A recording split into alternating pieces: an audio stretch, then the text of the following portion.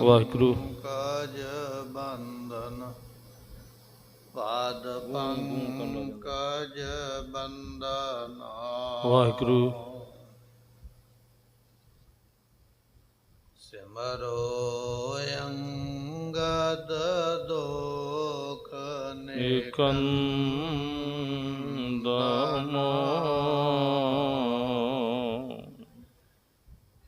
ਅਮਰਦਾਸ ਗੁਰ ਹਿਰਦੈ ਧਿਆਵੋ, ਹਿਰਦੈ ਧਿਆਵੋ। ਸ੍ਰੀ ਗੁਰੂ ਰਾਮਦਾਸ ਦਾਸ ਗੁਣ ਗਾਵੋ,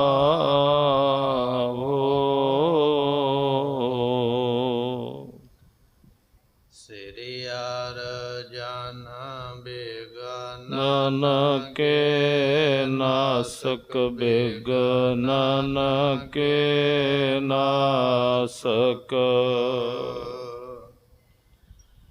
ਸ੍ਰੀ ਹਰਿ ਗੋਬਿੰਦ ਸੁਭ ਸਮਤ ਪ੍ਰਕਾਸ਼ਕ।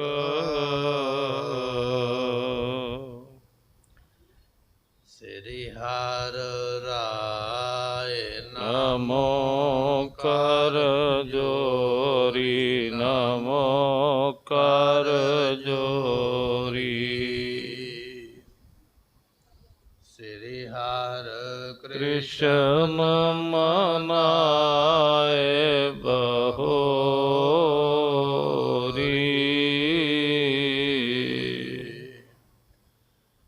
ਤੇਗ ਬਹਾਦਰ ਪਰਮ ਕਿਰਪਾਲਾ, ਸਤਿਗੁਰ ਪਰਮ ਕਿਰਪਾਲਾ।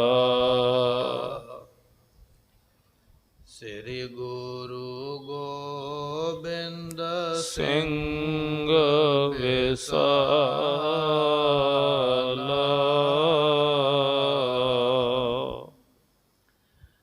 ਤਰੋਂ ਤਾਰਾ ਪਰ ਪੁਨ ਪੁਨ ਸੀਸਾ ਜੀ, ਪੁਨ ਪੁਨ ਸੀਸਾ।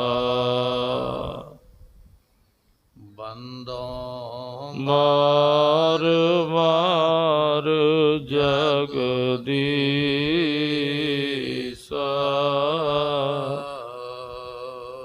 ਸੇਵਾ ਸਿੱਖਨ ਕੀ ਸਿੱਖ ਧਾਰੇ, ਅਚਹਿ ਪ੍ਰਸਾਦ ਨ ਪਾਸ ਉਠਾਰੇ। ਤ੍ਰਿਪਤ ਹੈ ਉਦਰ ਲੋਭ ਪੁਨ ਕਰੇ, ਮੰਦ ਨਜ਼ਰ ਸਿੱਖ ਕੇ ਘਰ ਧਰੇ। ਵਾਹਿਗੁਰੂ ਜੀ ਕਾ ਖਾਲਸਾ, ਵਾਹਿਗੁਰੂ ਜੀ ਕੀ ਫਤਿਹ। ਸਤਿਗੁਰਾਂ ਦੀ ਸਾਜੀ ਨਵਾਜੀ ਗੁਰੂ ਕੀ ਸੰਗਤ, ਧੰਨ ਗਰੀਬ ਨਵਾਜ ਗੁਰੂ ਗ੍ਰੰਥ ਸਾਹਿਬ ਪਾਤਸ਼ਾਹ ਜੀਆਂ ਦੀ ਪਵਿੱਤਰ ਚਰਨ ਸ਼ਰਨ ਅੰਦਰ ਬੈਠ ਕੇ ਆਪ ਸੰਗਤਾਂ ਨੇ ਗੁਰਬਾਣੀ ਦੇ ਕੀਰਤਨ ਦਾ ਭਾਰੀ ਲਾਭ ਪ੍ਰਾਪਤ ਕੀਤਾ ਹੈ। ਇਸ ਵੇਲੇ ਗੁਰੂ ਗੋਬਿੰਦ ਸਿੰਘ ਮਹਾਰਾਜ ਦੇ ਜੀਵਨ ਦੀ ਜੋ ਕਥਾ ਹੈ ਉਹ ਸਰਵਨ ਕਰਨ ਵਾਸਤੇ ਆਪਾਂ ਪ੍ਰਾਪਤ ਹੋਏ ਹਾਂ। ਸਤਿਗੁਰੂ ਪਾਤਸ਼ਾਹ ਜੀਆਂ ਦੇ ਕੋਲ ਸੰਗਤ ਨੇ ਆ ਕੇ ਬੇਨਤੀ ਕੀਤੀ, ਮਹਾਰਾਜ ਜੀ ਜੋ ਆਪ ਜੀ ਦਾ ਲਾਂਗਰੀ ਸਿੱਖ ਹੈ ਉਹ ਸੰਗਤਾਂ ਨੂੰ ਪ੍ਰਸ਼ਾਦਾ ਨਹੀਂ ਛਕਾਉਂਦਾ ਹੈ। ਜੇ ਛਕਾਉਂਦਾ ਹੈ ਤੇ ਥੋੜ੍ਹਾ ਛਕਾਉਂਦਾ ਹੈ, ਕਿਸੇ ਦੀ ਗੱਲ ਨਹੀਂ ਸੁਣਦਾ।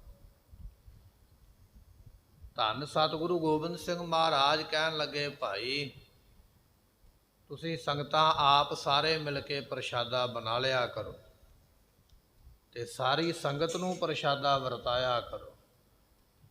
ਅਤੇ ਪ੍ਰਸ਼ਾਦਾ ਬਣਾਉਣ ਦੀ ਪੂਰੀ ਵਿਧੀ ਮਰਿਆਦਾ ਜਿਹੜੀ ਹੈ ਉਹ ਕਾਇਮ ਰੱਖਣੀ ਹੈ। ਵਰਤਾਉਣਾ ਕਿਵੇਂ ਹੈ, ਛਕਣਾ ਕਿਵੇਂ ਹੈ, ਇਹ ਬਚਨ ਇਤਿਹਾਸ ਆਪਾਂ ਸਰਵਨ ਕਰ ਰਹੇ ਸੀ। ਅੱਗੇ ਮਹਾਰਾਜ ਕੀ ਕਿਰਪਾ ਕਰਦੇ ਹੋ ਬਚਨ ਅੱਜ ਸਰਵਨ ਕਰਾਂਗੇ। ਆਓ ਮਨ ਦਾ ਧਿਆਨ ਟਿਕਾਈਏ, ਮਿਲ ਕੇ ਆਖੀਏ ਸਤਿਨਾਮ ਸ੍ਰੀ ਵਾਹਿਗੁਰੂ ਸਾਹਿਬ ਜੀ। ਸੇਵਾ ਸਿੱਖਣ ਕੀ ਸਿੱਖ ਧਾਰੇ। ਸਤਿਗੁਰੂ ਪਾਤਸ਼ਾਹ ਕਹਿਣ ਲੱਗੇ ਸਿੱਖ ਦੀ ਭਾਵਨਾ ਐਸੀ ਹੋਣੀ ਚਾਹੀਦੀ ਹੈ ਕਿ ਮੈਂ ਦੂਸਰੇ ਸਿੱਖਾਂ ਦੀ ਸੇਵਾ ਕਰਨੀ ਹੈ। ਜੋ ਦੀਸੈ ਗੁਰ ਸਿੱਖੜਾ ਤਿਸ ਨਿਵ ਨਿਵ ਲਾਗਾਂ ਪਾਏ ਜੀਓ।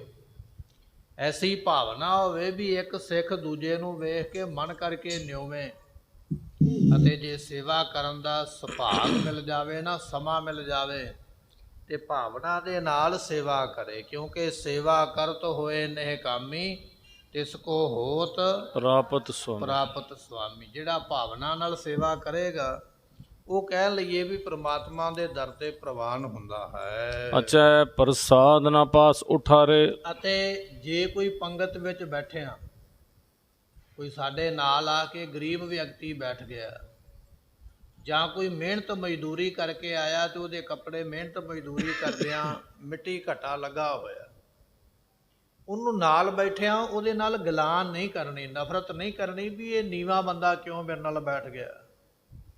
ਉਸ ਨੂੰ ਕਹਿ ਦੇਣਾ ਵੀ ਇੱਥੋਂ ਉੱਠ ਕੇ ਪਰੇ ਚਲੇ ਜਾ। ਨਹੀਂ, ਮਹਾਰਾਜ ਕਹਿੰਦੇ ਐਸਾ ਬਚਨ ਨਹੀਂ ਕਰਨਾ ਹੈ। ਸੰਗਤ ਪੰਗਤ ਬਰਾਬਰ ਹੈ। ਜਿਹੜਾ ਪੰਗਤ ਵਿੱਚ ਬੈਠ ਗਿਆ ਉਹਨੂੰ ਨਫ਼ਰਤ ਨਹੀਂ ਕਰਨੀ ਹੈ। ਉਹ ਜਿੱਥੇ ਬੈਠਾ ਉੱਥੇ ਹੀ ਭੋਜਨ ਭਾਵਨਾ ਦੇ ਨਾਲ ਛਕ ਲੈਣਾ ਹੈ। ਕਦੇ ਭੋਜਨ ਦੇ ਉੱਪਰ ਸ਼ੰਕਾ ਨਹੀਂ ਕਰਨਾ, ਅਤੇ ਨਾ ਹੀ ਜਿਹੜੇ ਨਾਲ ਬੈਠੇ ਨੇ ਕਦੇ ਉਹਨਾਂ ਦੇ ਨਾਲ ਕੋਈ ਮਨੋ ਨਫ਼ਰਤ ਕਰਨੀ ਹੈ। ਤ੍ਰਿਪਤੈ ਉਦਰ ਲੋਭ ਪੁੰਨ ਕਰੇ। ਸਤਿਗੁਰੂ ਪਾਤਸ਼ਾਹ ਕਹਿਣ ਲੱਗੇ ਕਈਆਂ ਬੰਦਿਆਂ ਦਾ ਸੁਭਾਅ ਹੁੰਦਾ ਵੀ ਆਪ ਰੱਜ ਜਾਂਦੇ, ਪ੍ਰਸ਼ਾਦਾ ਛਕ ਲਿਆ, ਜਿੰਨਾ ਹੁਣ ਪੇਟ ਵਿੱਚ ਪੈਣਾ ਓਨਾ ਹੀ ਪੈਣਾ, ਰੱਜ ਕੇ ਛਕ ਲਿਆ, ਢਿੱਡ ਤੇ ਰੱਜ ਗਿਆ ਪਰ ਅੱਖਾਂ ਨਹੀਂ ਰੱਜੀਆਂ। ਢਿੱਡ ਤੇ ਰੱਜ ਗਿਆ ਪਰ ਮਨ ਨਹੀਂ ਰੱਜਿਆ। ਅਜੇ ਹੋਰ ਚਾਹੁੰਦਾ ਵੀ ਜੇ ਕਿਤੇ ਕੋਈ ਜਗ੍ਹਾ ਵੱਜ ਜਾਵੇ ਤੇ ਉੱਥੇ ਪਾ ਲਵਾਂ। ਰਾਸ਼ਨ ਤੇ ਬਗਾਨਾ ਹੈ, ਢਿੱਡ ਤੇ ਤੇਰਾ ਆਪਦਾ ਹੈ ਨਾ, ਕਿਉਂ ਉਹਨੂੰ ਖਰਾਬ ਕਰਦਾ। ਪਰ ਕਈਆਂ ਦਾ ਲੋਭ ਇੱਥੋਂ ਵੱਧ ਜਾਂਦਾ ਹੈ, ਆਪਣੇ ਨਾਲ ਇੱਕ ਭਾਂਡਾ ਲਿਆ ਕੇ ਰੱਖਿਆ ਹੋਇਆ, ਬਰਤਨ ਲਿਆ ਕੇ ਰੱਖਿਆ, ਦੋ ਪ੍ਰਸ਼ਾਦੇ ਲੈ ਲਏ, ਇੱਕ ਆਪ ਛਕਿਆ, ਇੱਕ ਬਰਤਨ ਵਿੱਚ ਪਾ ਲਿਆ। ਜੇ ਕੋਈ ਖੀਰ ਵਰਤਾਉਣ ਵਾਲਾ ਆ ਗਿਆ, ਕੋਈ ਦਾਲ ਸਬਜ਼ੀ ਭਾਜੀ ਵਰਤਾਉਣ ਵਾਲਾ ਆ ਗਿਆ, ਤੇ ਨਾਲ ਹੀ ਆਪਣੇ ਇੱਕ ਲਿਫਾਫਾ ਰੱਖਿਆ, ਉਹਦੇ ਵਿੱਚ ਵੀ ਪਾਈ ਜਾਂਦਾ। ਆਪ ਰੱਜ ਗਿਆ ਪਰ ਚਾਹੁੰਦਾ ਹੈ ਵੀ ਹੋਰ ਮੈਂ ਇਕੱਠਾ ਕਰ ਲਵਾਂ, ਹੋਰ ਇਕੱਠਾ ਕਰ ਲਵਾਂ, ਇਹਨੂੰ ਮੈਂ ਬਾਅਦ ਵਿੱਚ ਛਕ ਲਵਾਂਗਾ, ਜਾਂ ਮੈਂ ਅੱਗੇ ਜਾ ਕੇ ਬਾਕੀ ਪਰਿਵਾਰ ਨੂੰ ਵਰਤਾ ਦਿਆਂਗਾ, ਵੰਡ ਦਿਆਂਗਾ। ਲੋਭ ਰੱਖਦਾ ਹੈ। ਗਰੀਬ ਨਵਾਜ ਸਤਿਗੁਰੂ ਗੁਰੂ ਅਮਰਦਾਸ ਮਹਾਰਾਜ ਜੀ ਗੋਇੰਦਵਾਲ ਦੀ ਧਰਤੀ ਤੇ ਰਹਿੰਦੇ, ਸਾਰਾ ਦਿਨ ਗੁਰਮੁਖੋ ਲੰਗਰ ਪ੍ਰਸ਼ਾਦਾ ਚੱਲਦਾ, ਤੇ ਜਦੋਂ ਰਾਤ ਪੈ ਜਾਂਦੀ ਨਾ, ਆਵਾਜ਼ ਦਿੱਤੀ ਜਾਂਦੀ ਭਾਈ ਪ੍ਰਸ਼ਾਦਾ ਸਾਰਿਆਂ ਨੇ ਛਕ ਲਿਆ, ਕੋਈ ਰਹਿ ਤੇ ਨਹੀਂ ਗਿਆ। ਤੇ ਸੰਗਤ ਵੱਲੋਂ ਆਵਾਜ਼ ਆਉਣੀ ਵੀ ਸਾਰਿਆਂ ਨੇ ਛਕ ਲਿਆ, ਕੋਈ ਨਹੀਂ ਰਹਿ ਗਿਆ। ਤੇ ਸਤਿਗੁਰਾਂ ਨੇ ਕਹਿਣਾ ਲੰਗਰ ਦੇ ਬਰਤਨ ਸਾਫ਼ ਕਰਕੇ ਤੇ ਮੂਧੇ ਕਰ ਦਿਓ। ਪੁੱਛਣਾ ਮਹਾਰਾਜ ਕੁਝ ਦਾਲ ਬਚ ਗਈ ਹੈ, ਕੁਝ ਪ੍ਰਸ਼ਾਦੇ ਬਚ ਗਏ। ਸਤਿਗੁਰੂ ਕਹਿਣਾ ਪ੍ਰਸ਼ਾਦਿਆਂ ਦੀਆਂ ਨਿੱਕੀਆਂ ਨਿੱਕੀਆਂ ਬੁਰਕੀਆਂ ਕਰਕੇ ਪੰਛੀਆਂ ਨੂੰ ਪਾ ਦਿਓ, ਜਾਨਵਰਾਂ ਨੂੰ ਪਾ ਦਿਓ, ਨਹੀਂ ਤੇ ਬਿਆਸ ਦਰਿਆ ਦੇ ਵਿੱਚ ਪਾ ਦਿਓ, ਜੀਵ ਜੰਤੂ ਖਾ ਲੈਣਗੇ। ਤੇ ਕਈਆਂ ਸਿੱਖਾਂ ਨੇ ਕਹਿਣਾ ਮਹਾਰਾਜ ਰੱਖ ਲਈਏ, ਕੱਲ ਨੂੰ ਛਕ ਲਵਾਂਗੇ, ਕੱਲ ਨੂੰ ਕੰਮ ਆ ਜਾਏਗਾ ਲੰਗਰ। ਤੇ ਸਤਿਗੁਰਾਂ ਨੇ ਕਹਿਣਾ ਨਹੀਂ, ਜਿਸ ਪ੍ਰਮਾਤਮਾ ਨੇ ਕੱਲ ਨੂੰ ਜੀਵਨ ਦੇਣਾ, ਜਿਹਨੇ ਕੱਲ ਨੂੰ ਜ਼ਿੰਦਗੀ ਦੇਣੀ ਹੈ, ਉਹ ਕੱਲ ਨੂੰ ਰਿਜ਼ਕ ਵੀ ਦੇਵੇਗਾ। ਤੂੰ ਪ੍ਰਸ਼ਾਦਾ ਤੇ ਇਕੱਠਾ ਕਰਕੇ ਰੱਖ ਸਕਦਾ ਵੀ ਕੱਲ ਨੂੰ ਛਕਣਾ, ਜਿਹੜੇ ਤੇਰੇ ਅੰਦਰ ਸਾਹ ਚੱਲਦੇ ਪਏ ਇਕੱਠੇ ਕਰਕੇ ਕਿਵੇਂ ਰੱਖੇਗਾ ਵੀ ਕੱਲ ਨੂੰ ਵੀ ਲੈਣੇ ਨੇ। ਸਾਹ ਤੇ ਅਸੀਂ ਉਹੀ ਲੈ ਸਕਦੇ ਹਾਂ ਜਿਹੜਾ ਸਾਨੂੰ ਆਉਂਦਾ ਪਿਆ। ਵਾਧੂ ਸਾਹ ਅਸੀਂ ਜਮ੍ਹਾਂ ਕਰਕੇ ਨਹੀਂ ਰੱਖ ਸਕਦੇ ਵੀ ਕੋਈ ਬੰਦਾ ਆਖੇ ਵੀ ਕੱਲ ਨੂੰ ਕੀ ਪਤਾ ਮੈਨੂੰ ਸਾਹ ਆਉਣਾ ਹੈ ਕਿ ਨਹੀਂ, ਮੈਂ ਜਮ੍ਹਾਂ ਕਰਕੇ ਰੱਖ ਲਵਾਂ। ਲੰਗਰ ਤੇ ਜਮ੍ਹਾਂ ਕਰਕੇ ਰੱਖਿਆ ਗਿਆ ਵੀ ਕੱਲ ਨੂੰ ਖਾਣਾ ਹੈ। ਲੰਗਰ ਬਿਨਾਂ ਤੇ ਜ਼ਿੰਦਗੀ ਚੱਲ ਜਾਏਗੀ, ਪਰ ਸਾਹ ਬਿਨਾਂ ਨਹੀਂ ਚੱਲਣੀ ਹੈ। ਤੇ ਯਕੀਨ ਹੈ ਨਾ ਵੀ ਕੱਲ ਨੂੰ ਦਿਨ ਚੜ੍ਹੇਗਾ ਤੇ ਰੱਬ ਮੈਨੂੰ ਸਾਹ ਵੀ ਨਾਲ ਹੀ ਦੇਵੇਗਾ, ਜਿਹੜਾ ਅਗਲੇ ਦਿਨ ਤੈਨੂੰ ਸਵਾਸ ਦੇ ਸਕਦਾ ਹੈ। ਤੇ ਕੀ ਉਹ ਅੱਜ ਅਗਲੇ ਦਿਨ ਤੈਨੂੰ ਰਿਜ਼ਕ ਨਹੀਂ ਦੇਵੇਗਾ? ਸਿਰ ਸਿਰ ਰਿਜ਼ਕ ਸੰਭਾਹੇ ਠਾਕੁਰ ਕਾਹੇ ਮਨ ਭੋਕਰ, ਕਾਹੇ ਰੇ ਮਨ ਚਿਤਵੈ ਉਦਮ ਜਾਂ ਆਹਰ ਹਰ ਜੀ। ਮਹਾਰਾਜ ਦੇ ਬਚਨ ਨੇ। ਸਤਿਗੁਰੂ ਕਹਿਣ ਲੱਗੇ ਤੈਨੂੰ ਯਕੀਨ ਨਹੀਂ, ਜੇ ਯਕੀਨ ਕਰੇਗਾ ਤੇ ਫਿਰ ਯਕੀਨ ਇਹ ਹੈ ਜਿਹਨੇ ਕੱਲ ਨੂੰ ਜ਼ਿੰਦਗੀ ਦੇਣੀ ਹੈ ਨਾ, ਉਹਨੇ ਕੱਲ ਨੂੰ ਰਿਜ਼ਕ ਵੀ ਦੇਣਾ। ਇਹ ਗੁਰੂ ਅਮਰਦਾਸ ਮਹਾਰਾਜ ਦੇ ਬਚਨ। ਸਤਿਗੁਰੂ ਕਹਿਣ ਲੱਗੇ ਕੱਲ ਨੂੰ ਸੰਗਤ ਆਵੇਗੀ, ਉਹ ਸੰਗਤ ਦੇ ਕਰਮਾਂ ਵਿੱਚ ਜੋ ਹੋਵੇਗਾ ਨਾ, ਉਹ ਲੰਗਰ ਵਿੱਚ ਆਪਣੇ ਆਪ ਹੀ ਬਣ ਜਾਏਗਾ। ਗੁਰੂ ਤੇ ਇਹ ਉਪਦੇਸ਼ ਦਿੰਦਾ ਵੀ ਲੰਗਰ ਦੇ ਵਿੱਚ ਵੀ ਕੱਲ ਵਾਸਤੇ ਭੋਜਨ ਬਚਾਉਣ ਦੀ ਲੋੜ ਨਹੀਂ, ਜੋ ਬਣਿਆ ਵਰਤਾ ਦੇ।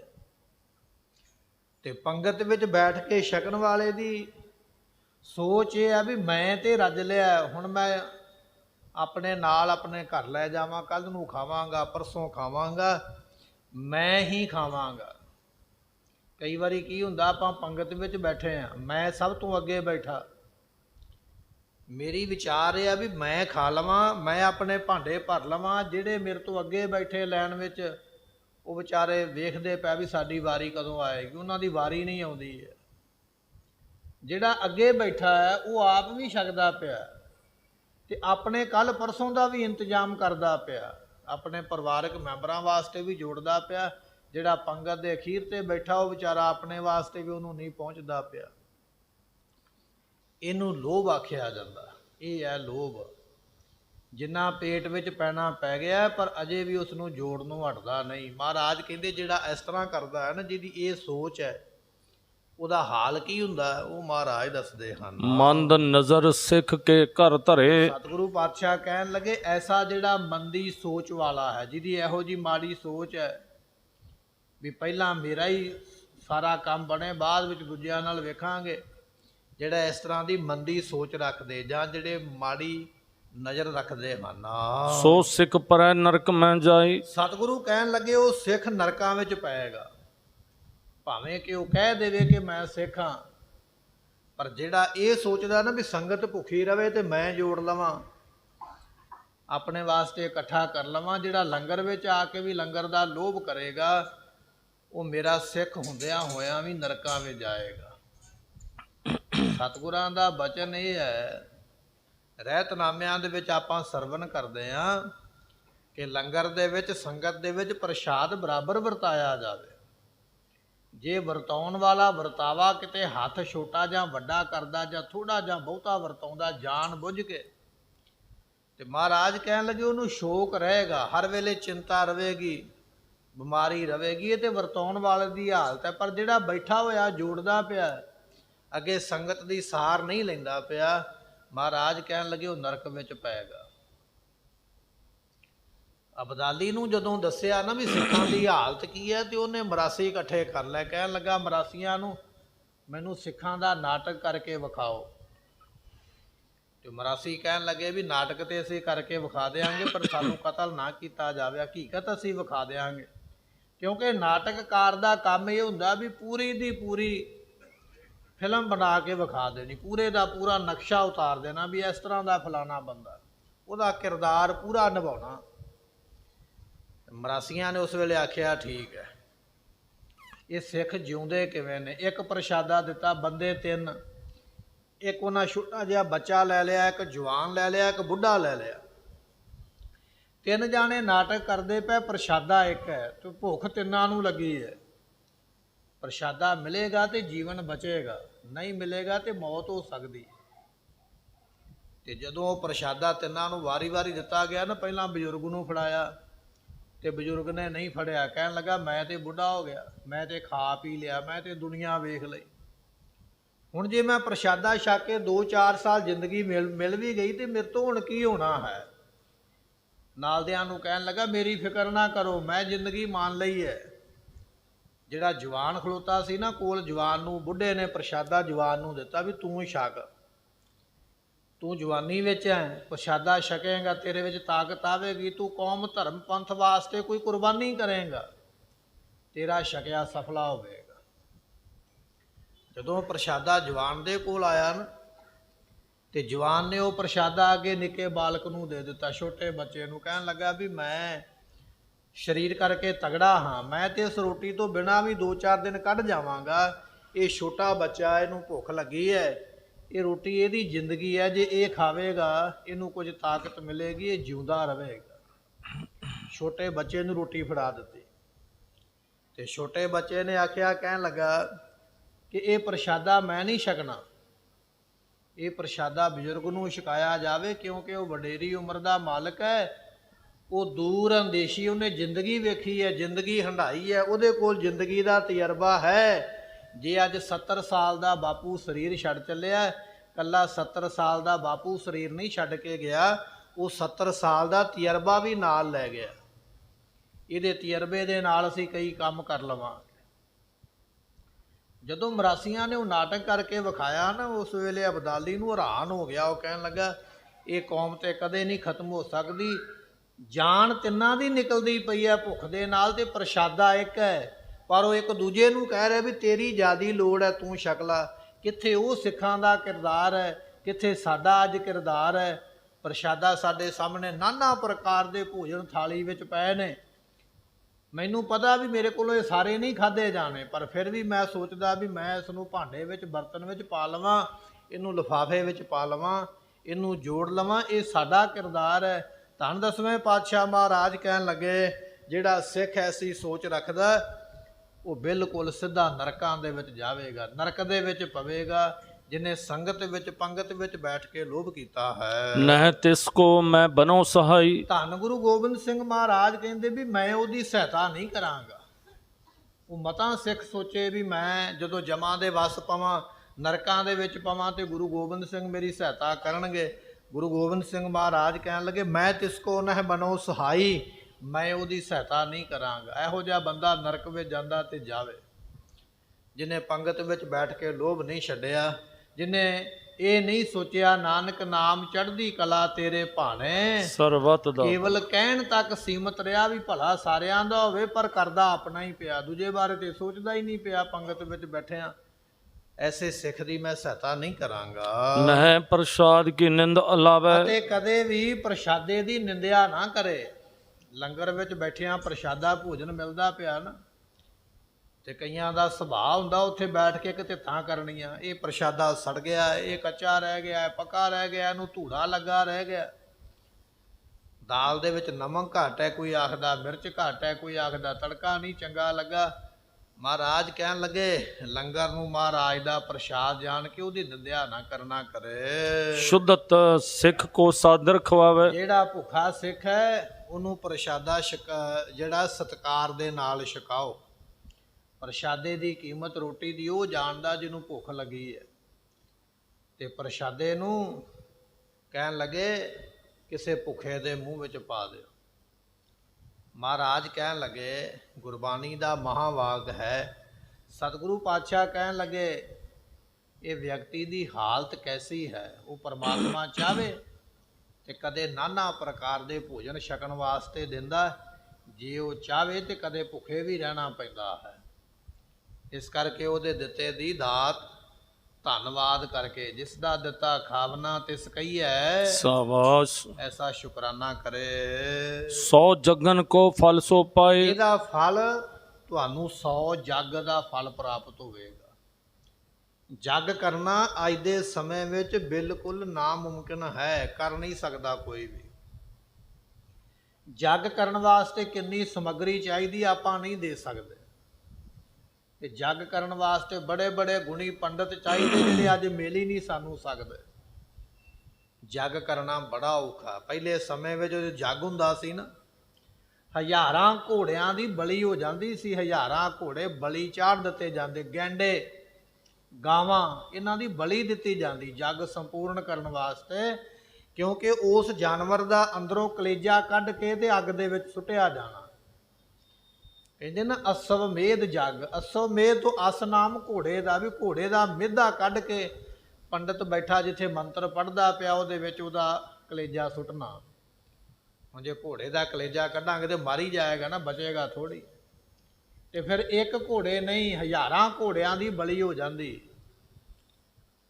ਮਹਾਰਾਜ ਕਹਿਣ ਲੱਗੇ ਉਹ ਜੱਗ ਕਰਨਾ ਸਾਡੇ ਵੱਸ ਦੀ ਗੱਲ ਨਹੀਂ ਹੈ, ਪਰ ਜਿਹੜਾ ਭੁੱਖੇ ਸਿੱਖ ਨੂੰ ਪ੍ਰਸ਼ਾਦਾ ਛਕਾ ਦੇਵੇ ਸਤਿਕਾਰ ਦੇ ਨਾਲ। ਇੱਥੇ ਭੁੱਖੇ ਸਿੱਖ ਦਾ ਬਚਨ ਆਇਆ ਵੀ ਭੁੱਖੇ ਸਿੱਖ ਨੂੰ ਪ੍ਰਸ਼ਾਦਾ ਛਕਾਉਣਾ, ਉਹਨੂੰ 100 ਜੱਗ ਦਾ ਫਲ ਪ੍ਰਾਪਤ ਹੁੰਦਾ। ਭੁੱਖਾ ਕੋਈ ਵੀ ਹੋ ਸਕਦਾ, ਜਿਹੜਾ ਲੰਗਰ ਵਿੱਚ ਤੱਕ ਕੇ ਆ ਗਿਆ ਨਾ, ਕੋਈ ਗਰੀਬ ਗੁਰਬਾ, ਕੋਈ ਬੱਚਾ ਜਿਹਨੂੰ ਭੁੱਖ ਲੱਗੀ ਹੈ, ਉਹਨੂੰ ਪ੍ਰਸ਼ਾਦਾ ਛਕਾ ਤੈਨੂੰ ਫਲ ਮਿਲੇਗਾ। ਪਰ ਗੁਰਮੁਖੋ ਸਾਡੀਆਂ ਰੋਹ ਰੀਤਾਂ ਮਰਿਆਦਾ ਬਦਲ ਗਈਆਂ। ਜਿਹੜਾ ਲੰਗਰ ਵਿੱਚ ਆ ਗਿਆ ਗਰੀਬ, ਉਹਨੂੰ ਅਸੀਂ ਡਰਾ ਕੇ ਭਜਾ ਦਿੰਦੇ ਆ, ਭਾਜਾ ਤੂੰ ਨਹੀਂ ਛਕ ਸਕਦਾ। ਤੇ ਸੜਕ ਤੇ ਆਪਾਂ ਰੱਸਾ ਬੰਨ੍ਹ ਕੇ ਖਲੋਤੇ ਆ ਵੀ ਅਸੀਂ ਕਿਸੇ ਨੂੰ ਲੰਘਣ ਨਹੀਂ ਦੇਣਾ, ਜਿਹੜਾ ਲੰਘੇ ਪਹਿਲਾਂ ਪ੍ਰਸ਼ਾਦਾ ਛਕ ਕੇ ਜਾਏ। ਸੜਕ ਤੇ ਅਸੀਂ ਬਦੋ ਬਦੀ ਖਵਾਉਂਦੇ ਪਏ ਆ, ਜਿਹਨੇ ਨਹੀਂ ਖਾਣਾ ਉਹਨੂੰ ਵੀ ਰੋਕਿਆ ਜਾ ਰਿਹਾ। ਜਿਹਨੇ ਕਿਸੇ ਨੇ ਦੂਰ ਜਾਣਾ ਉਹ ਵੀ ਵਿਚਾਰਾ ਟ੍ਰੈਫਿਕ ਦੇ ਵਿੱਚ ਫਸਿਆ ਹੋਇਆ। ਜਿਹੜਾ ਕੋਈ ਬਿਮਾਰ ਮਰੀਜ਼ ਗੱਡੀ ਵਿੱਚ ਲੰਮੇ ਪਿਆ, ਉਹਨੂੰ ਦਾਖਲ ਕਰਾਉਣਾ, ਉਹ ਵੀ ਵਿਚਾਰਾ ਉੱਥੇ ਫਸਿਆ। ਸੜਕ ਤੇ ਆਪਾਂ ਟ੍ਰੈਫਿਕ ਜਾਮ ਕਰ ਦਿੰਦੇ ਆ ਵੀ ਨਹੀਂ ਸਾਡਾ ਪਾਣੀ ਪੀ ਕੇ ਹੀ ਜਾਓ, ਅਸੀਂ ਜਾਣ ਨਹੀਂ ਦੇਣਾ। ਤੇ ਜੇ ਕੋਈ ਸਾਡੇ ਲੰਗਰ ਵਿੱਚ ਆ ਜਾਵੇ ਉਹਨੂੰ ਅਸੀਂ ਦੜਾ ਦਿੰਦੇ ਆ ਵੀ ਭਾਜਾ ਤੈਨੂੰ ਛਕਣ ਨਹੀਂ ਦੇਣਾ। ਇਹ ਲੰਗਰ ਪ੍ਰਸ਼ਾਦਾ ਹੈ, ਵਸਤੂਆਂ ਭੁੱਖਿਆਂ ਵਾਸਤੇ। ਜਿਹਨੂੰ ਭੁੱਖ ਲੱਗੀ ਹੈ ਉਹਨੇ ਲੰਗਰ ਵਿੱਚ ਆਪੇ ਆਉਣਾ।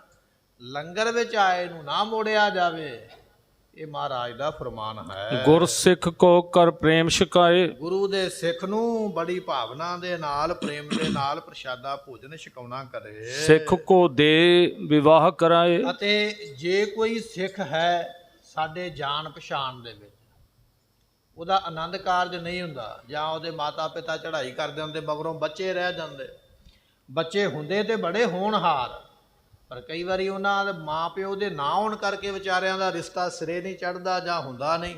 ਮਹਾਰਾਜ ਕਹਿੰਦੇ ਉਹਨਾਂ ਦੀ ਮਦਦ ਕਰਕੇ ਉਹਨਾਂ ਦੇ ਆਨੰਦ ਕਾਰਜ ਕਰਵਾਏ ਜਾਣ। ਸੋ ਨਿਸਤਰੈ ਬਿਲਮ ਨਹਿ ਲਾਏ। ਉਹ ਸਾਡਾ ਸਿੱਖ ਤਰ ਜਾਏਗਾ, ਡੇਰੀ ਕੋਈ ਨਹੀਂ ਲੱਗੇ। ਆਪਾਂ ਇਹ ਗੱਲ ਕਹਿੰਦੇ ਆ ਨਾ, ਪਤਾ ਨਹੀਂ ਮੈਂ ਮੁਕਤ ਹੋਵਾਂਗਾ ਕਿ ਨਹੀਂ, ਤਰਾਂਗਾ ਕਿ ਨਹੀਂ। ਇਹ ਤਰਨ ਦੀਆਂ ਦੋ ਚਾਰ ਗੱਲਾਂ ਮਹਾਰਾਜ ਨੇ ਦੱਸੀਆਂ। ਭੁੱਖੇ ਨੂੰ ਪ੍ਰਸ਼ਾਦਾ ਛਕਾ ਦੇ, ਤਰ ਜਾਏਗਾ। ਤੇ ਜਿਹੜਾ ਕੋਈ ਵਿਚਾਰਾ ਅਨਾਥ ਯਤੀਮ ਬੱਚਾ, ਮਾਤਾ ਪਿਤਾ ਚੜ੍ਹਾਈ ਕਰ ਗਏ, ਹੈ ਹੋਣਹਾਰ, ਕਮਾਈ ਕਰਨ ਵਾਲਾ ਹੈ, ਸਾਊ ਹੈ ਸੁਭਾਅ ਦਾ, ਪਰ ਉਹਦਾ ਰਿਸ਼ਤਾ ਨਹੀਂ ਹੁੰਦਾ, ਉਹਦੇ ਵਿੱਚ ਮਦਦ ਕਰ। ਸ਼ੰਕਾ ਕੋਈ ਨਹੀਂ ਹੈ, ਤੂੰ ਤਰ ਜਾਏਗਾ, ਮੁਕਤ ਹੋ ਜਾਏਗਾ। ਇਹ ਮਹਾਰਾਜ ਦੇ ਬਚਨ ਹਨ। ਸਿੱਖ ਵਿਦਿਆ ਸਿਖਲਾਵੇ। ਇੱਕ ਸਿੱਖ ਦੂਜੇ ਸਿੱਖ ਨੂੰ ਵਿਦਿਆ ਵੰਡੇ। ਵਿਦਿਆ ਵਿਚਾਰੀ ਤਾਂ ਪਰਉਪਕਾਰੀ। ਮੰਨ ਲਓ ਕਿ ਜਿੰਨੀ ਵਿਦਿਆ ਮੈਂ ਸਿੱਖਿਆ ਹਾਂ, ਮੇਰੇ ਕੋਲੋਂ ਕੋਈ ਸਿੱਖਣ ਆ ਜਾਵੇ ਤੇ ਮੇਰਾ ਇਹ ਫਰਜ਼ ਬਣਦਾ ਵੀ ਮੈਂ ਉਹਨੂੰ ਉਹ ਵਿਦਿਆ ਵੰਡਾਂ। ਇਹ ਵੱਡੀ ਭਾਰੀ ਦਾਤ ਹੈ ਵਿਦਿਆ ਦੀ। ਕਿਸੇ ਨੂੰ ਅੰਗਰੇਜ਼ੀ ਦਾ ਗਿਆਨ ਹੈ, ਕਿਸੇ ਨੂੰ ਮੈਥ ਦਾ ਗਿਆਨ ਹੈ, ਕਿਸੇ ਨੂੰ ਹਿਸਟਰੀ ਦਾ ਗਿਆਨ ਹੈ, ਕਿਸੇ ਨੂੰ ਧਾਰਮਿਕ ਗ੍ਰੰਥ ਦਾ ਗਿਆਨ ਹੈ। ਜਦੋਂ ਅਸੀਂ ਮਰ ਗਏ ਸਾਡਾ ਗਿਆਨ ਸਾਡੇ ਨਾਲ ਹੀ ਮਰ ਜਾਣਾ। ਜਿੰਨੇ ਗ੍ਰੰਥ ਆਪਾਂ ਪੜ੍ਹੇ ਨੇ ਜ਼ਿੰਦਗੀ ਦੇ ਵਿੱਚ, ਜਦੋਂ ਅਸੀਂ ਸਰੀਰ ਛੱਡਾਂਗੇ ਤੇ ਸਾਰਾ ਕੁਝ ਹੀ ਨਾਲ ਚਲੇ ਗਿਆ ਨਾ। ਤੇ ਕਿਉਂ ਨਾ ਹੋਵੇ ਉਹ ਵਿਦਿਆ ਨੂੰ ਅੱਗੇ ਵੰਡਿਆ ਜਾਵੇ, ਬੱਚਿਆਂ ਨੂੰ ਅੱਗੇ ਇਤਿਹਾਸ ਦੱਸਿਆ ਜਾਵੇ, ਉਹਨਾਂ ਨੂੰ ਮੈਥ ਪੜ੍ਹਾਇਆ ਜਾਵੇ, ਇੰਗਲਿਸ਼ ਪੜ੍ਹਾਈ ਜਾਵੇ। ਜੋ ਸਾਡੇ ਕੋਲ ਰੱਬ ਨੇ ਸਾਨੂੰ ਗੁਣ ਦਿੱਤਾ ਹੈ ਉਸ ਗੁਣ ਨੂੰ ਅੱਗੇ ਵੰਡਿਆ ਜਾਵੇ।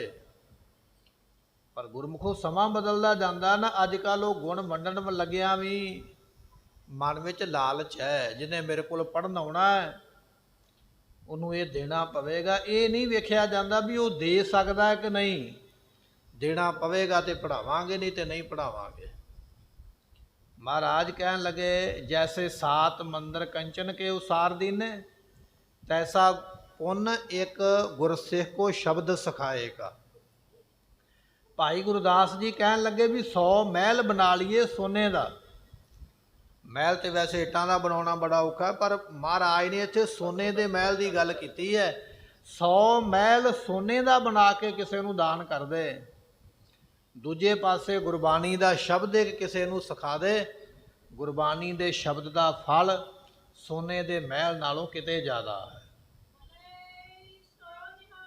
ਸਤਿ ਸ਼੍ਰੀ ਅਕਾਲ। ਇਹ ਹੈ ਵਿਦਿਆ। ਜੇ ਤੁਹਾਨੂੰ ਗੁਰੂ ਗ੍ਰੰਥ ਸਾਹਿਬ ਦੀ ਬਾਣੀ ਪੜ੍ਹਨੀ ਆਉਂਦੀ ਹੈ, ਤੁਹਾਨੂੰ ਕੋਈ ਸਿੱਖ ਇਤਿਹਾਸ ਦੀ ਜਾਣਕਾਰੀ ਹੈ, ਜਾਂ ਤੁਹਾਡੇ ਕੋਲ ਰੱਬ ਨੇ ਕੋਈ ਵੀ ਤੁਹਾਨੂੰ ਵਿਦਿਆ ਦਿੱਤੀ ਹੈ, ਆਪਣੀ ਵਿਦਿਆ ਦਾ ਮੁੱਲ ਪਾ ਪਾ ਕੇ ਨਾ ਵੇਚ। ਅੱਗੇ ਇਹ ਵੇਖ ਵੀ ਇਹ ਮੁੱਲ ਦੇ ਸਕਦਾ ਕਿ ਨਹੀਂ। ਜੇ ਦੇ ਸਕਦਾ ਤੇ ਠੀਕ, ਨਹੀਂ ਦੇ ਸਕਦਾ ਤੇ ਉੱਤੇ ਪਰਉਪਕਾਰ ਕਰ, ਵਿਦਿਆ ਵੰਡਣਾ ਕਰ। ਵਿਦਿਆ ਵੰਡਣ ਦਾ ਫਲ 100 ਸੋਨੇ ਦੇ ਮਹਿਲ ਉਸਾਰਨ ਤੋਂ ਵੀ ਕਿਤੇ ਜ਼ਿਆਦਾ ਹੈ। ਐਸਾ ਫਲ ਇਸ ਵਿਦਿਆ ਦਾ ਹੈ। ਨਗਨ ਸਿੱਖ ਕੋ ਬਸਤਰ ਉਡਾਵੇ। ਜੇ ਤੁਹਾਡੀ ਜ਼ਿੰਦਗੀ ਦੇ ਵਿੱਚ ਤੁਹਾਨੂੰ ਕੋਈ ਨੰਗਾ ਸਿੱਖ ਮਿਲ ਪਿਆ, ਉਹਦੇ ਤਨ ਤੇ ਪਾਉਣ ਵਾਲੇ ਕੱਪੜੇ ਨਹੀਂ, ਉਹਨੂੰ ਕੱਪੜਾ ਦੇ ਕੇ ਉਹਦਾ ਤਨ ਢੱਕ ਦੇ। ਜਿਸ ਤਰ੍ਹਾਂ ਹੁਣ ਗਰਮੀ ਦੇ ਦਿਨ ਚੱਲਦੇ, ਤੱਤੀਆਂ ਸੜਕਾਂ ਸੜੀਆਂ ਪਈਆਂ ਧੁੱਪ ਦੇ ਨਾਲ, ਕੋਈ ਨੰਗੇ ਪੈਰੀ ਤੁਰਿਆ ਫਿਰਦਾ, ਉਹਨੂੰ ਰੋਕ ਕੇ ਉਹਨੂੰ ਜੋੜੇ ਦੀ ਸੇਵਾ, ਜੁੱਤੀ ਦੀ ਸੇਵਾ, ਚੱਪਲ ਦੀ ਸੇਵਾ ਕਰਦੇ।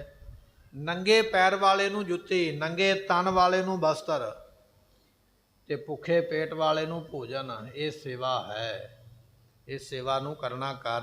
ਕਾਰਜ ਅਰਿਓ ਸੇਖੋ ਸਾਧੇ। ਜੇ ਕਿਸੇ ਸਿੱਖ ਦਾ ਕੰਮ ਅੜ ਜਾਵੇ, ਕਿਉਂਕਿ ਜ਼ਿੰਦਗੀ ਹੈ ਨਾ ਗੁਰਮੁਖੋ, ਜ਼ਿੰਦਗੀ ਦੇ ਵਿੱਚ ਬੜੇ ਉਤਰਾਅ ਚੜਾਅ ਆਉਂਦੇ। ਕਈ ਵਾਰੀ ਆਪਾਂ ਫਸ ਜਾਂਦੇ ਹਾਂ ਕਿਸੇ ਮੁਸੀਬਤ ਵਿੱਚ, ਜਾਂ ਅਸੀਂ ਕਿਸੇ ਤੇ ਯਕੀਨ ਕਰ ਲੈਂਦੇ ਹਾਂ, ਯਕੀਨ ਕਰਕੇ ਅਸੀਂ ਕਿਸੇ ਮੁਸੀਬਤ ਵਿੱਚ ਫਸ ਗਏ ਔਰ ਸਾਡੀ ਪਹੁੰਚ ਹੈ ਵੀ ਅਸੀਂ ਉਹਨੂੰ ਮੁਸੀਬਤ ਵਿੱਚ ਕੱਢ ਸਕਦੇ ਹਾਂ, ਤੇ ਉਹ ਸਿੱਖ ਦੀ ਮਦਦ ਕਰ ਦੇਵੇ। ਜਿਵੇਂ ਮੰਨ ਲਓ ਕਿ ਕੋਈ ਪੁਲਿਸ ਦੇ ਵਿੱਚ ਕੰਮ ਕਰਦਾ, ਕੋਈ ਕੋਰਟ ਦੇ ਵਿੱਚ ਵਕੀਲ ਕੰਮ ਕਰਦਾ ਹੈ, ਤੇ ਜੇ ਕੋਈ ਉੱਥੇ ਸਿੱਖ ਚਲਾ ਜਾਵੇ ਨਾ ਵੀ ਮੈਂ ਇਸ ਵਿਪਤਾ ਵਿੱਚ ਫਸ ਗਿਆ, ਤੇ ਜੇ ਕੋਈ ਪੁਲਿਸ ਦੇ ਵਿੱਚ ਕੋਈ ਸਿੱਖ ਹੈ, ਤੇ ਉਹਦਾ ਪਹਿਲਾ ਫਰਜ਼ ਇਹ ਬਣਦਾ ਹੈ ਇਹਨੂੰ ਮੁਸੀਬਤ ਵਿੱਚੋਂ ਮੈਂ ਬਾਹਰ ਕੱਢਾਂ। ਜੇ ਕੋਈ ਵਕੀਲ ਹੈ, ਕੋਈ ਜੱਜ ਹੈ, ਉਹਦਾ ਵੀ ਪਹਿਲਾ ਫਰਜ਼ ਇਹ ਹੈ, ਗੁਰੂ ਗੋਬਿੰਦ ਸਿੰਘ ਪਾਤਸ਼ਾਹ ਕਹਿਣ ਲੱਗੇ, ਉਹਨੂੰ ਉਸ ਮੁਸੀਬਤ ਵਿੱਚੋਂ ਬਾਹਰ ਕੱਢਣਾ, ਦੂਜੇ ਨੂੰ ਮੁਸੀਬਤ ਤੋਂ ਬਾਹਰ ਕੱਢਣਾ। ਇਹ ਸਿੱਖ ਦਾ ਨਿਸ਼ਚਾ ਹੈ। ਪਰ ਨਿਸ਼ਚਾ ਬਦਲ ਗਿਆ, ਅੱਜ ਕੱਲ੍ਹ ਤੇ ਮੁਸੀਬਤ ਵਿੱਚ ਪਾਇਆ ਜਾਂਦਾ। ਕਿਸੇ ਦੇ ਸਾਹਮਣੇ ਕੋਈ ਦੇਵਤਾ ਪ੍ਰਗਟ ਹੋ ਗਿਆ, ਦੇਵਤੇ ਨੇ ਆਖਿਆ ਮੰਗ ਤੈਨੂੰ ਕੀ ਚਾਹੀਦਾ। ਮੰਗਣ ਵਾਲੇ ਨੇ ਇਹ ਗੱਲ ਕਹੀ, ਕਹਿਣ ਲੱਗਾ ਜਿਹੜੀ ਚੀਜ਼ ਮੇਰੇ ਕੋਲ ਇੱਕ ਹੋਵੇ ਉਹ ਮੇਰੇ ਗੁਆਂਢੀ ਦੇ ਕੋਲ ਦੋ ਹੋਣੀਆਂ ਚਾਹੀਦੀਆਂ। ਦੇਵਤਾ ਬੜਾ ਖੁਸ਼ ਹੋਇਆ ਵੀ ਇਹ ਤੇ ਬੰਦਾ ਬੜਾ ਚੰਗਾ, ਆਪਣੇ ਵਾਸਤੇ ਇੱਕ ਤੇ ਗੁਆਂਢੀ ਵਾਸਤੇ ਦੋ ਮੰਗਦਾ ਪਿਆ। ਦੇਵਤੇ ਨੇ ਵਰ ਦੇ ਦਿੱਤਾ, ਠੀਕ ਹੈ, ਜੋ ਤੇਰੇ ਘਰ ਇੱਕ ਚੀਜ਼ ਹੈ, ਦੂਜੇ ਗੁਆਂਢੀ ਦੇ ਘਰੇ ਦੋ ਹੋਣਗੇ। ਵਰ ਲੈ ਕੇ ਆਇਆ, ਆਪਣੇ ਦਰਵਾਜ਼ੇ ਦੇ ਵਿਚਕਾਰ ਆ ਕੇ ਵੱਡਾ ਇੱਕ ਖੱਡਾ ਮਾਰਿਆ, ਅੱਧੇ ਦਰਵਾਜ਼ੇ ਵਿੱਚ ਖੱਡਾ ਮਾਰ ਲਿਆ। ਆਪਣੇ ਤੇ ਇੱਕ ਮਾਰਿਆ, ਵਾਰੇ ਮਿਲਿਆ ਵੀ ਗੁਆਂਢੀ ਦੇ ਦੋ ਵੱਜਣਗੇ, ਉਹਦੇ ਦੋ ਵੱਜ ਗਏ, ਉਹਦਾ ਰਾਹ ਹੀ ਬੰਦ ਹੋ ਗਿਆ।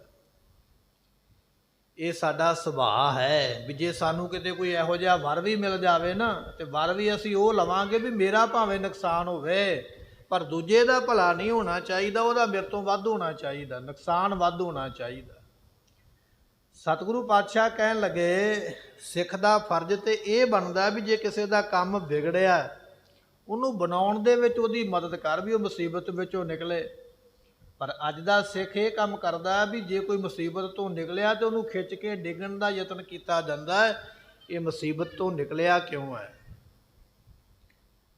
ਤੇ ਧੰਨ ਗੁਰੂ ਗੋਬਿੰਦ ਸਿੰਘ ਮਹਾਰਾਜ ਕਹਿਣ ਲੱਗੇ ਇਸ ਤਰ੍ਹਾਂ ਕਰਨ ਵਾਲਾ ਸੋ ਸਿੱਖ ਪਰੈ ਨਰਕ ਮਹਿ ਜਾਈ।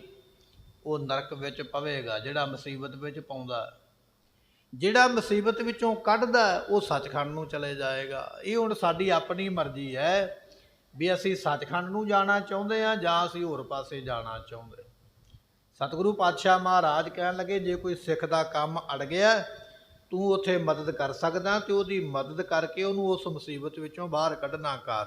ਜਮ ਕੀ ਬਾਧਾ ਸੋ ਨ ਲਾਦੇ। ਸਤਿਗੁਰੂ ਪਾਤਸ਼ਾਹ ਕਹਿੰਦੇ ਜਿਹੜਾ ਸਿੱਖ ਦੇ ਕੰਮ ਨੂੰ ਛੁਡਾ ਦੇਵੇਗਾ, ਮਤਲਬ ਮੁਸੀਬਤ ਚੋਂ ਬਚਾ ਦੇਵੇਗਾ, ਉਹਨੂੰ ਜਮ ਜਿਹੜੇ ਬੰਨ ਨਹੀਂ ਸਕਣਗੇ। ਇਹ ਸਾਡਾ ਬਚਨ ਹੈ, ਇਹ ਧੰਨ ਗੁਰੂ ਗੋਬਿੰਦ ਸਿੰਘ ਮਹਾਰਾਜ ਦਾ ਬਚਨ ਹੈ ਕਿ ਉਹਨੂੰ ਜਮਦੂਤ ਬੰਨ ਨਹੀਂ ਸਕਣਗੇ। ਜਿਹੜਾ ਕਿਸੇ ਦੀ ਮੁਸੀਬਤ ਵਿੱਚ ਪੈ ਦੀ ਮਦਦ ਕਰੇਗਾ ਉਹਦੀਆਂ ਅਸੀਸਾਂ ਜਿਹੜੀਆਂ ਨੇ ਜਮਾਂ ਦੇ ਵੱਸ ਨਹੀਂ ਪੈਣ ਦੇਣਗੀਆਂ।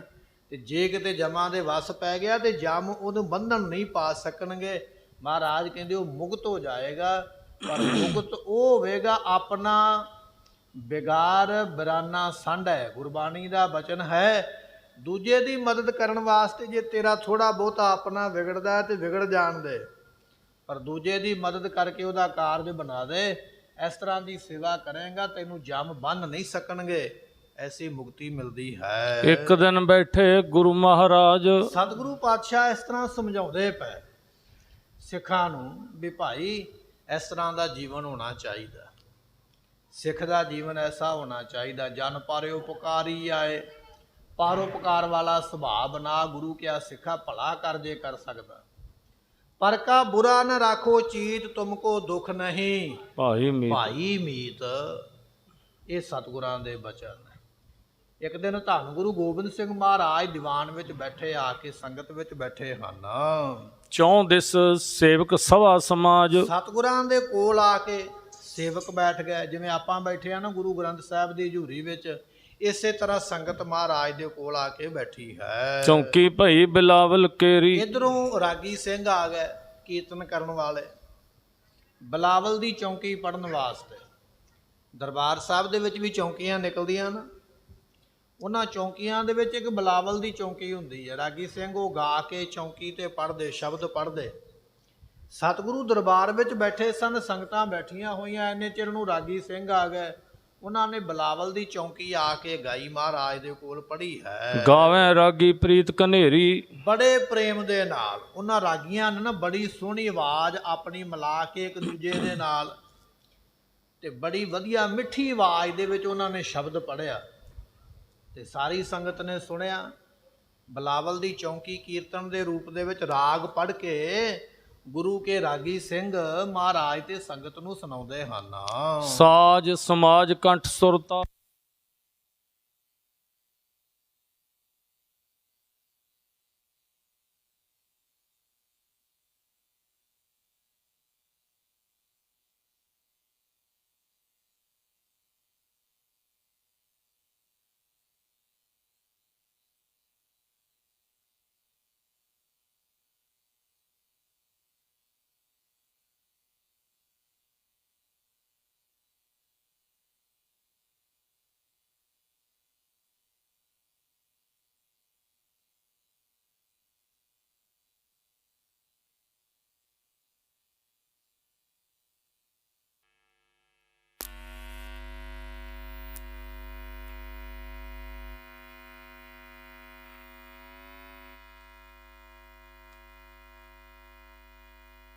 ਦੀ ਆਪਸ ਵਿੱਚ ਵੀ ਮਿਲਤ ਬਣੀ ਹੋਈ ਹੈ ਵੀ ਤਬਲਾ ਕਿਵੇਂ ਵਜਾਉਣਾ, ਸਰੰਦਾ ਕਿਵੇਂ ਵਜਾਉਣਾ, ਰਬਾਬ ਕਿਵੇਂ ਵਜਾਉਣੀ ਹੈ, ਸ਼ਬਦ ਕਿਵੇਂ ਪੜ੍ਹਨਾ, ਕਿੱਥੋਂ ਬੋਲਣਾ, ਕਿੱਥੋਂ ਚੁੱਪ ਕਰਨਾ। ਬੜਾ ਸੋਹਣਾ ਸ਼ਬਦ ਉਹਨਾਂ ਨੇ ਮਹਾਰਾਜ ਨੂੰ ਸੁਣਾਇਆ ਤੇ ਸੰਗਤ ਨੇ ਸੁਣਿਆ ਹੈ। ਖੁਸ਼ੀ ਖਾਲਸਾ ਸੁਨਕਰ ਹੋਵਾ। ਜਦੋਂ ਉਹਨਾਂ ਨੇ ਸ਼ਬਦ ਦੀ ਸੰਪੂਰਨਤਾ ਹੀ ਕੀਤੀ ਤੇ ਜਿਹੜੀ ਸੰਗਤ ਬੈਠੀ ਸੀ ਉਹ ਬੜੀ ਖੁਸ਼ ਹੋਈ ਵੀ ਇਹੋ ਜਿਹਾ ਰਾਗ ਨਹੀਂ ਕਦੇ ਕਿਸੇ ਨੇ ਪੜ੍ਹਿਆ, ਇਹੋ ਜਿਹੀ ਕਿਸੇ ਦੀ ਆਵਾਜ਼ ਨਹੀਂ ਹੈ, ਇਹੋ ਜਿਹਾ ਕਿਸੇ ਦੇ ਕੋਲ ਸਾਜ਼ ਵਜਾਉਣ ਦਾ ਤਰੀਕਾ ਨਹੀਂ ਹੈ। ਸੰਗਤ ਸੁਣ ਕੇ ਸ਼ਬਦ ਬੜੀ ਖੁਸ਼ ਹੋਈ ਵੀ ਇਹਨਾਂ ਨੇ ਬੜਾ ਸੋਹਣਾ ਸ਼ਬਦ ਪੜ੍ਹ ਕੇ ਸੁਣਾਇਆ ਹੈ। ਕੀਰਤਨ ਕਰਨਾ, ਕਥਾ ਕਰਨਾ, ਪਾਠ ਕਰਨਾ, ਇਹਨੂੰ ਸਿੱਖਦਿਆਂ ਸਿੱਖਦਿਆਂ ਕਿੰਨਾ ਸਮਾਂ ਲੱਗ ਜਾਂਦਾ। ਸਾਰੀ ਉਮਰ ਹੀ ਬੰਦਾ ਸਿੱਖਦਾ ਰਹਿੰਦਾ, ਕਦੇ ਅੰਤ ਹੀ ਨਹੀਂ ਆਉਂਦਾ, ਮੁੱਕਦਾ ਹੀ ਨਹੀਂ। ਵਿਦਿਆ ਗਾਂ ਤੋਂ ਗਾਂ, ਪਰੇ ਤੋਂ ਪਰੇ, ਅੱਗੇ ਤੋਂ ਅੱਗੇ ਹੈ। ਕਹਿਣ ਲੱਗੇ ਖਾਲਸਾ ਸੁਣ ਕੇ ਸ਼ਬਦ ਰਾਗੀ ਸਿੰਘਾਂ ਦਾ ਬੜਾ ਖੁਸ਼ ਹੋਇਆ ਹੈ। ਗੁਰਮਹਿ ਪ੍ਰੇਮ ਉਪਾਵਤ ਜੋਬਾ। ਅਤੇ ਸੰਗਤਾਂ ਨੂੰ ਇਹ ਬਣ ਲੱਗਿਆ ਵੀ ਇਹਨਾਂ ਦਾ ਗੁਰੂ ਨਾਲ ਬੜਾ ਪ੍ਰੇਮ ਹੈ। ਜਿਹੜੀ ਸੰਗਤ ਬੈਠੀ ਹੈ ਨਾ, ਜਦੋਂ ਉਹਨਾਂ ਨੇ ਸ਼ਬਦ ਸੁਣਿਆ ਨਾ, ਆਨੰਦ ਬੜਾ ਆਇਆ ਤੇ ਉਹਨਾਂ ਦੇ ਮਨ ਵਿੱਚ ਸੰਗਤ ਦੇ ਇਹ ਆ ਗਿਆ ਵੀ ਇਹਨਾਂ ਦਾ ਗੁਰੂ ਨਾਲ ਬੜਾ ਪ੍ਰੇਮ ਹੈ, ਵੀ ਇਹ ਬੜਾ ਸੋਹਣਾ ਸ਼ਬਦ ਪੜ੍ਹਿਆ, ਬੜਾ ਆਨੰਦ ਆਇਆ ਹੈ। ਵਾਹੋ ਵਾਹੋ ਸਭ ਹੁਣ ਸੁਣਾਇਓ। ਉਸ ਵੇਲੇ ਸਾਰੀ ਸੰਗਤ ਨੇ ਆਖਿਆ, ਵਾਹ ਭਾਈ, ਬੜਾ ਚੰਗਾ, ਬੜਾ ਭਲਾ, ਇਹ ਰਾਗੀ ਸਿੰਘ ਬੜਾ ਸੋਹਣਾ ਕੀਰਤਨ ਕਰਦੇ, ਇਹਨਾਂ ਦੀ ਆਵਾਜ਼ ਬੜੀ ਮਿੱਠੀ ਹੈ, ਇਹਨਾਂ ਦਾ ਰਾਗ ਗਾਉਣ ਦਾ ਤਰੀਕਾ ਬੜਾ ਚੰਗਾ। ਸਾਰੀ ਸੰਗਤ ਵਾਹ ਵਾਹ, ਅੱਛ ਅੱਛ ਕਰਦੀ ਹੈ, ਸ਼ਾਬਾਸ਼ ਸ਼ਾਬਾਸ਼, ਸਾਰੀ ਸੰਗਤ ਕਹਿੰਦੀ ਹੈ। ਆਜ ਸ਼ਬਦ ਸੁੰਦਰ ਵਿਦ ਗਾਇਓ। ਕਹਿਣ ਲੱਗੇ ਵੀ ਅੱਜ ਜਦੋਂ ਅਸੀਂ ਇਹ ਸ਼ਬਦ ਸੁਣਿਆ ਹੈ ਨਾ ਰਾਗੀ ਸਿੰਘਾਂ ਦੇ ਕੋਲੋਂ, ਤੇ ਕਹਿਣ ਲੱਗੇ ਵੀ ਬੜਾ ਸੁੰਦਰ ਸ਼ਬਦ ਇਹਨਾਂ ਨੇ ਸੁਣਾਇਆ। ਹੁਣ ਸੰਗਤ ਨੇ ਤੇ ਸ਼ਬਦ ਸੁਣਿਆ, ਪਰ ਸੰਗਤ ਮਨ ਦੀ ਗੱਲ ਨਹੀਂ ਜਾਣਦੀ ਵੀ ਮਨ ਦੀ ਗੱਲ ਕੀ ਹੈ। ਮਨ ਦੀ ਗੱਲ ਤੇ ਗੁਰੂ ਪਾਤਸ਼ਾਹ ਜਾਣਦੇ ਨਾ, ਧੰਨ ਗੁਰੂ ਗੋਬਿੰਦ ਸਿੰਘ ਮਹਾਰਾਜ। ਸੰਗਤ ਕਹਿ ਰਹੀ ਹੈ ਵੀ ਮਹਾਰਾਜ ਇਹਨਾਂ ਨੇ ਸ਼ਬਦ ਬੜਾ ਸੋਹਣਾ ਪੜ੍ਹਿਆ, ਇਹਨਾਂ ਦੀ ਆਵਾਜ਼ ਬੜੀ ਚੰਗੀ ਹੈ, ਸਾਜ਼ ਵਜਾਉਣ ਦਾ ਤਰੀਕਾ ਬੜਾ ਚੰਗਾ ਹੈ। ਸਾਰੀ ਸੰਗਤ ਬੜਾ ਕੀਰਤਨ ਨੂੰ ਪਸੰਦ ਕਰਦੀ ਹੈ। ਕਰੇ ਨਿਹਾਲ ਰਾਗੀਆਂ ਅੱਛੇ। ਕਹਿਣ ਲੱਗੇ ਵੀ ਉਹਨਾਂ ਰਾਗੀ ਸਿੰਘਾਂ ਨੇ ਨਾ ਸਾਰੀ ਸੰਗਤ ਨੂੰ ਬੜਾ ਨਿਹਾਲ ਕੀਤਾ, ਬੜਾ ਖੁਸ਼ ਕਰ ਦਿੱਤਾ। ਸਾਰੀ ਸੰਗਤ ਸ਼ਬਦ ਸੁਣ ਕੇ ਬੜੀ ਖੁਸ਼ ਹੋਈ, ਪ੍ਰਸੰਨ ਹੋਈ ਹੈ। ਦਈਓ ਆਨੰਦ ਜਥਾ ਔਰ ਬੰਛੇ। ਅਤੇ ਉਹ ਸੰਗਤ ਨੇ ਬੜੀਆਂ ਖੁਸ਼ੀਆਂ ਕੀਤੀਆਂ ਰਾਗੀ ਸਿੰਘਾਂ ਦੇ ਉੱਪਰ। ਉਹਨਾਂ ਨੂੰ ਪਿਆਰ ਵੀ ਦਿੱਤਾ, ਸਤਿਕਾਰ ਵੀ ਦਿੱਤਾ, ਜਥਾ ਜੋਗ ਮਾਇਆ ਵੀ ਦਿੱਤੀ ਵੀ ਭਾਈ ਅੱਜ ਤੁਸੀਂ ਸ਼ਬਦ ਪੜ੍ਹਿਆ ਤੇ ਅਸੀਂ ਸੁਣਿਆ ਤੇ ਸਾਨੂੰ ਬੜਾ ਆਨੰਦ ਆਇਆ। ਸੰਗਤ ਵੀ ਖੁਸ਼ ਹੈ, ਸਿੱਖ ਵੀ ਖੁਸ਼ ਨੇ। ਉਹ ਜਿਹੜੇ ਰਾਗੀ ਸਿੰਘ ਸ਼ਬਦ ਗਾਉਣ ਵਾਲੇ ਉਹ ਵੀ ਬੜੇ ਖੁਸ਼ ਨੇ ਵੀ ਸਾਨੂੰ ਚੰਗਾ ਅੱਜ ਮਾਣ ਸਨਮਾਨ ਮਿਲਿਆ। ਜਦੋਂ ਇਹ ਸਾਰਾ ਕੁਝ ਹੋ ਗਿਆ ਨਾ ਦਰਬਾਰ ਦੇ ਵਿੱਚ, ਤੇ ਫਿਰ ਕਹਿਣ ਲੱਗੇ ਉਸ ਵੇਲੇ, ਸੁਨ ਕਲਗੀਧਰ ਉੱਚੇ ਕਹੀ। ਸਤਿਗੁਰੂ ਪਾਤਸ਼ਾਹ ਮਹਾਰਾਜ ਨੇ ਸੁਣੇ ਨਾ ਬਚਨ, ਜਦੋਂ ਸੰਗਤ ਨੇ ਆਖਿਆ ਵੀ ਮਹਾਰਾਜ ਇਹਨਾਂ ਨੇ ਬੜਾ ਸੋਹਣਾ ਪੜ੍ਹਿਆ ਤੇ ਗਾਇਆ ਹੈ, ਸੁਣਾਇਆ ਹੈ, ਤੇ ਸਤਿਗੁਰਾਂ ਨੇ ਫਿਰ ਉੱਚੀ ਆਵਾਜ਼ ਦੇ ਵਿੱਚ ਇੱਕ ਆਵਾਜ਼ ਦਿੱਤੀ ਸਾਰੀ ਸੰਗਤ ਨੂੰ ਸੁਣਾਉਣ ਵਾਸਤੇ। ਉੱਚੀ ਸਾਰੀ ਮਹਾਰਾਜ ਬੋਲੇ। ਸਤਿਗੁਰੂ ਕਹਿਣ ਲੱਗੇ ਹਨ, ਭਾਈ ਕਹੀ ਲੁਪਾਈ ਕਹੀ। ਸਤਿਗੁਰੂ ਪਾਤਸ਼ਾਹ ਕਹਿਣ ਲੱਗੇ, ਭਾਈ ਇਹ ਕਹੀ ਕਿੰਨੇ ਲੁਕਾਈ ਹੈ। ਜਦੋਂ ਆਪਾਂ ਖੇਤਾਂ ਵਿੱਚ ਪਾਣੀ ਲਾਉਂਦੇ, ਨੱਕਾ ਮੋੜਨ ਦੇ ਕੰਮ ਆਉਂਦੀ ਹੈ। ਪਾਣੀ ਨੂੰ ਕਿਹੜੇ ਖੇਤ ਨੂੰ ਲਾਉਣਾ, ਕਿਹੜੇ ਖੇਤ ਦਾ ਪਾਣੀ ਬੰਦ ਕਰਨਾ, ਤੇ ਉਹਨੂੰ ਆਪਾਂ ਆਮ ਭਾਸ਼ਾ ਦੇ ਵਿੱਚ ਕਹੀ ਕਹਿੰਦੇ ਆ। ਤੇ ਮਹਾਰਾਜ ਨੇ ਆਖਿਆ, ਭਾਈ ਇਹ ਕਹੀ ਕਿੰਨੇ ਲੁਕਾਈ ਹੈ।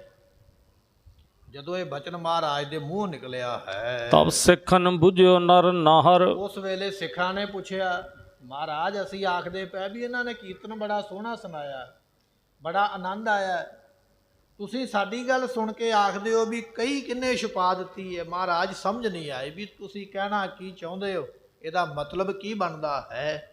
ਉਸ ਵੇਲੇ ਸਿੱਖਾਂ ਨੇ ਆਖਿਆ ਹੈ, ਪਾਤਸ਼ਾਹ ਸਿੱਟਾ ਹੋਏ ਜਹਰ। ਸਤਿਗੁਰੂ ਜੀ ਗੱਲ ਇਹ ਹੈ, ਇਹ ਗੱਲ ਹੁਣ ਸਾਨੂੰ ਸਮਝਾਓ ਵੀ ਕਈ ਦਾ ਕੀ ਮਤਲਬ ਹੈ। ਰਾਗੀ ਸਿੰਘ ਤੇ ਕੀਰਤਨ ਕਰਦੇ ਪਏ, ਅਸੀਂ ਸੁਣਿਆ, ਸਾਨੂੰ ਨਜ਼ਾਰਾ ਆ ਗਿਆ, ਅਸੀਂ ਤੁਹਾਨੂੰ ਦੱਸਿਆ ਵੀ ਮਹਾਰਾਜ ਇਹ ਕੀਰਤਨ ਬੜਾ ਸੋਹਣਾ ਇਹਨਾਂ ਨੇ ਕੀਤਾ, ਤੁਸੀਂ ਅੱਗੋਂ ਜਵਾਬ ਇਹ ਦਿੱਤਾ ਵੀ ਕਿੰਨੇ ਕਈ ਛੁਪਾ ਦਿੱਤੀ ਹੈ ਤੇ ਕੋਈ ਰਾਜ ਵਾਲੀ ਗੱਲ। ਪਰ ਮਹਾਰਾਜ ਉਹ ਰਾਜ ਵਾਲੀ ਗੱਲ ਸਾਨੂੰ ਨਹੀਂ ਪਤਾ ਲੱਗੀ ਵੀ ਇਹਦਾ ਮਤਲਬ ਕੀ ਹੈ।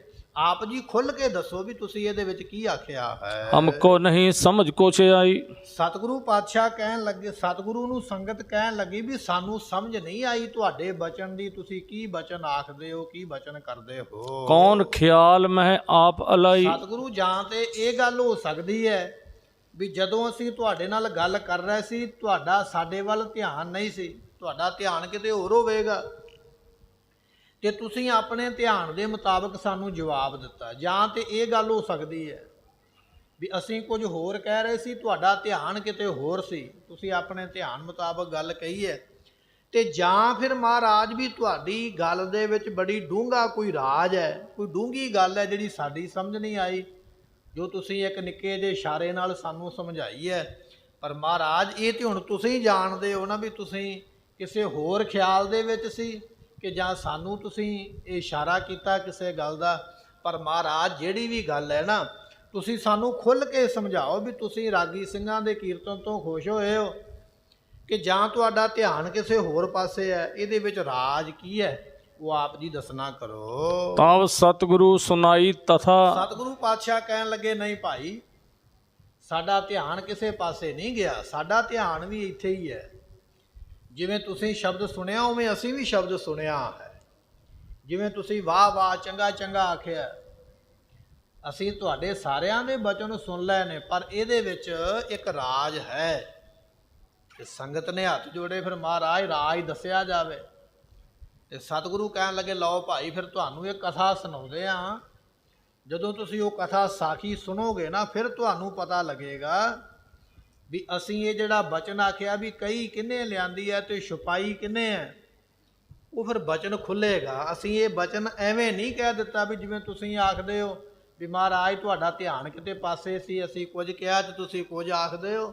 ਸਤਿਗੁਰੂ ਕਹਿਣ ਲੱਗੇ, ਨਹੀਂ, ਸਾਡੀ ਉਸ ਗੱਲ ਦੇ ਵਿੱਚ ਇੱਕ ਡੂੰਘਾ ਰਾਜ ਹੈ।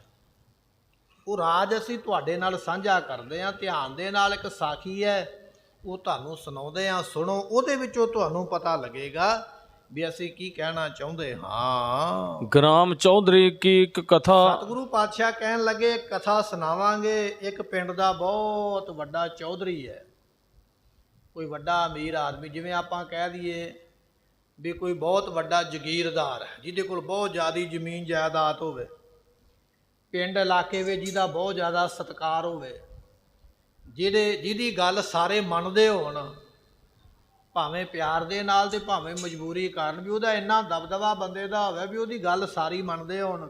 ਕਹਿਣ ਲੱਗੇ, ਪਿੰਡ ਦਾ ਇੱਕ ਜਗੀਰਦਾਰ ਹੈ, ਉਹਦੀ ਕਥਾ ਤੁਹਾਨੂੰ ਸੁਣਾਉਂਦੇ ਆ। ਜਦੋਂ ਤੁਸੀਂ ਉਹਦੀ ਕਥਾ ਸੁਣੋਗੇ ਫਿਰ ਤੁਹਾਨੂੰ ਪਤਾ ਲੱਗੇਗਾ ਵੀ ਅਸੀਂ ਇਹ ਕਹੀ ਵਾਲੀ ਗੱਲ ਕਿਉਂ ਕਹੀ ਹੈ। ਧੰਨ ਗੁਰੂ ਗੋਬਿੰਦ ਸਿੰਘ ਮਹਾਰਾਜ ਜੀ ਉਸ ਜਗੀਰਦਾਰ ਦੀ ਕਥਾ ਕਿਵੇਂ ਸੁਣਾਉਂਦੇ ਨੇ, ਉਹ ਸਾਖੀ ਆਪਾਂ ਸੁਣਾਂਗੇ ਕੱਲ ਦੇ ਦੀਵਾਨ ਦੇ ਵਿੱਚ। ਨਾਲ ਹੀ ਮਹਾਰਾਜ ਸਿੱਟਾ ਕੱਢ ਕੇ ਸਮਝਾ ਦੇਣਗੇ ਵੀ ਅਸੀਂ ਇਹ ਕਈ ਵਾਲੀ ਗੱਲ ਕਿਉਂ ਆਖੀ ਹੈ, ਇਹ ਰਾਗੀ ਸਿੰਘਾਂ ਤੇ ਗੱਲ ਕਿਵੇਂ ਢੁਕਦੀ ਹੈ, ਉਹ ਮਹਾਰਾਜ ਬਚਨ ਸਾਨੂੰ ਸਮਝਾਉਣਗੇ। ਆਪਾਂ ਕੱਲ ਦੇ ਦੀਵਾਨ ਵਿੱਚ ਸਰਵਣ ਕਰਾਂਗੇ। ਸਮੇਂ ਦੀ ਸਮਾਪਤੀ, ਭੁੱਲਾਂ ਦੀ ਮੁਆਫੀ। ਲੇਖਾ ਕਤਹਿ ਨਾ ਛੁਟੀਐ, ਬਖਸ਼ਣਹਾਰ ਬਖਸ਼ ਲੈ। ਵਾਹਿਗੁਰੂ ਜੀ ਕਾ ਖਾਲਸਾ, ਵਾਹਿਗੁਰੂ ਜੀ ਕੀ